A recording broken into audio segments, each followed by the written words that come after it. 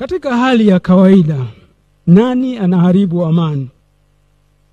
Anayetumia nguvu na kusitiza uchaguzi uende anavyotaka yeye, au yule anayesema jamani, turudi mezani ili tuangalie mifumo yetu ya uchaguzi, kwani mfumo wa sasa hauwezi kutupatia viongozi wa haki na kweli.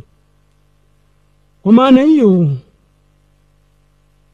kama amani inapatikana kweli kwa kurudi mezani, kwa maana hiyo wote waliokamatwa kwa kudai haki, wakiwemo viongozi wa vyama vya kisiasa, waachiwe haraka na bila masharti, na wengine wasikamatwe wala kusumbuliwa, na pia mihimili isiingiliwe, mbali itende kazi zake kwa haki.